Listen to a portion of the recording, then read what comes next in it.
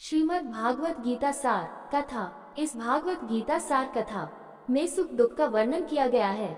इस भागवत गीता में मानव के लिए हर अच्छे और बुरे कर्मों का वर्णन दिया गया है। दोस्तों, आप सभी चैनल को सब्सक्राइब लाइक करते हैं, जिसमें आप लोगों को कुछ नहीं मिलता, पर इस चैनल पर जीने की राह और ज्ञान भरी बातें मिलती है।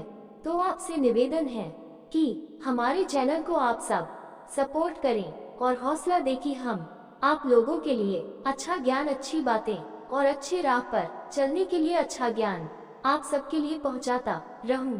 नमस्कार मित्रों, आप सबका हमारे चैनल पर स्वागत है। दोस्तों, इस चैनल पर सारे वेदों का ज्ञान मिलेगा। भगवद गीता अध्याय 4 श्लोक 36। अपि चेत्सि पापेभ्यः सर्वेभ्यः पापकृत् सर्वं ज्ञानप्लवनं वृजन् सन्तरिष्यसि। अपि चेदसि पापेभ्यः सर्वेभ्यः पापकृतं सर्वं ज्ञानप्लवनं वृजन् सन्तरिष्यसि। अपि यहाँ तक कि चेत यदि असि तुम हो पापेभ्यः पापी सर्वेभ्यः सब में पापकृतम सर्वाधिक पापी सर्वम सब ज्ञानप्लवेन दिव्य ज्ञान की नाव से ऐप निश्चय ही वृजनम पाप सन्तरिष्यसि तुम पार हो जाओगे। अपि चेदसि पापेभ्यः सर्वेभ्यः पापकृतम सर्वं ज्ञानप्लवनं वृजन् सन्तरिष्यसि। अनुवाद: यहाँ तक कि वे लोग भी जो सभी पापियों में सबसे अधिक अनैतिक माने जाते हैं, दिव्य ज्ञान की नाव में बैठकर इस भवसागर को पार कर सकते हैं। भौतिक अस्तित्व एक विशाल महासागर की तरह है, जहाँ व्यक्ति जन्म, बीमारी, बुढ़ापे और मृत्यु की लहरों से इधर उधर उछलता रहता है। भौतिक ऊर्जा सभी को 3 गुना दुखों का शिकार बनाती है। आध्यात्मिक अपने शरीर और मन के कारण होने वाले दुख, आध्यात्मिक अन्य जीवों के कारण होने वाले दुख और आदिदैविक जलवायु और पर्यावरणीय परिस्थितियों के कारण होने वाले दुख। भौतिक बंधन की स्थिति में आत्मा के लिए कोई राहत नहीं है और इन परिस्थितियों के अधीन रहते हुए अनंत जन्म बीत चुके हैं। मैदान में फुटबॉल को किक मारने की तरह आत्मा को उसके पुण्य या पाप कर्मों के अनुसार स्वर्ग में ऊपर उठाया जाता है, अस्तित्व के नारकीय विमानों में गिराया जाता है और सांसारिक क्षेत्र में वापस लाया जाता है आदि। ईश्वरीय ज्ञान भवसागर से पार जाने के लिए नाव प्रदान करता है। अज्ञानी लोग कर्म करते हैं और उनसे बंध जाते हैं। ईश्वर के लिए यज्ञ के रूप में उन्हीं कर्मों को करने से ज्ञानी को मुक्ति मिलती है।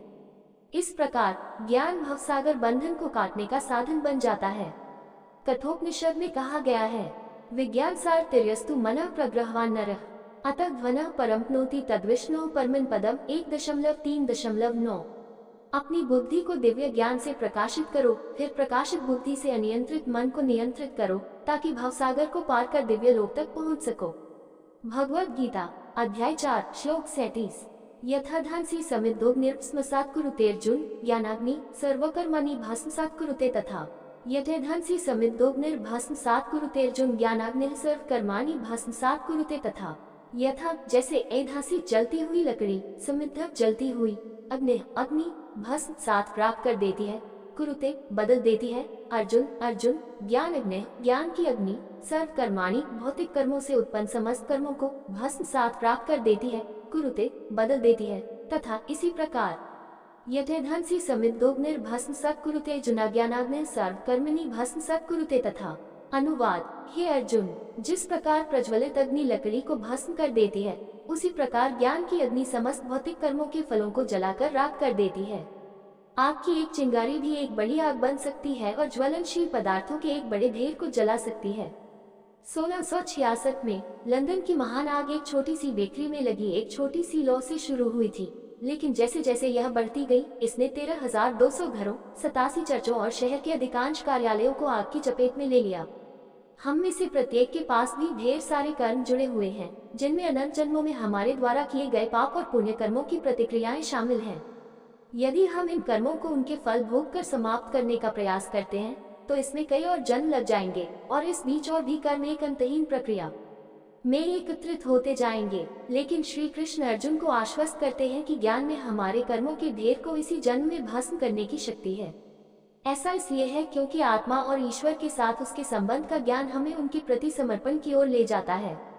जब हम ईश्वर के प्रति समर्पण करते हैं, तो वे हमारे अनंत जन्मों के कर्मों के भंडार को जला देते हैं और हमें भौतिक बंधन से मुक्त कर देते हैं। दोस्तों, आपसे निवेदन है कि हमारे चैनल को आप लोग सपोर्ट करें। ये वीडियो अच्छा लगा हो तो लाइक शेयर सब्सक्राइब जरूर करें। धन्यवाद।